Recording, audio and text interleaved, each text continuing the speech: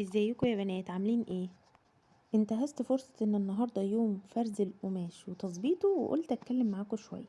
خلوني النهاردة احكي لكم عن اكبر غلطة عملتها وانا ببتدي مشروعي. ايه هي الغلطة دي؟ هي اني ما كنتش بعمل كنترول على نفسي ابدا في شراء القماش والخامات، لدرجة ان انا ما كنتش بمسك اي مكسب في ايدي. كانت اي فلوس بتجيني بنزل دايركت اشتري بيها تقريبا السوق كله.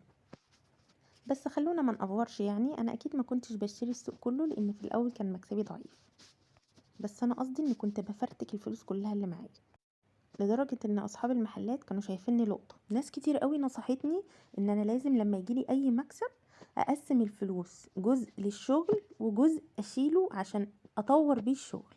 بس انا بمجرد ما بنزل سوق القماش الصراحه بنسى كل اللي اتقال. نصيحتي ليكوا ايه بقى؟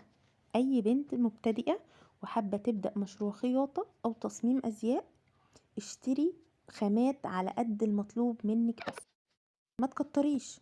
يعني لو حد طالب منك موديل معين انزلي اشتري الامتار على قد الموديل بالظبط. انا جايالك من المستقبل وبقولك لو ما عملتيش كده هتندمي، مش هتحسي باي عائد ولا اي مكسب، ورأس مالك كله هيتحول لقماش وخامات زي حالاتي كده بالظبط. اي مكسب يجيلك شيليه في بوكس على جنب، يا اما تستعمليه في الاوردر اللي بعده او تشتري بيه حاجه ملموسه. يعني ايه حاجه ملموسه وزي ايه مثلا؟ يعني مثلا لو انت مكانتك قديمه ممكن تحدثيها، او لو عندك مكنه خياطه بس ما عندكيش مكنه اوفر ممكن تحوشي وتجيبي بيه مكنه اوفر، او تجيبي بيه مكوه حلوه تنفعك في شغلك.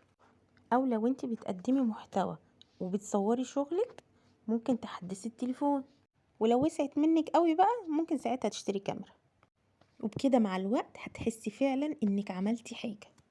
اتمنى بجد انكم تعملوا بالنصيحة وبلاش تغلطوا غلطتي، عشان انا للأسف استوعبت الغلطة دي بعد فوات الاوان. سيبكوا بقى من كل اللي اتقال ده وشوفوا شوية الامارات اللي جايين دول. انا بعشق الشغل بالخامة دي، لو شفتها قدامي في اي وقت حتى لو مش محتاجاها لازم بشتريها. اهو بصوا، هو ده اللي انا بحكي لكم فيه بقى، مفيش فايدة فيا برضه. مش عارفة اعمل كنترول على نفسي في شراء القماش. Feel in charge. I can attack any minute, but you can control for like a second. Oh, that's nice. That's really a spot right there.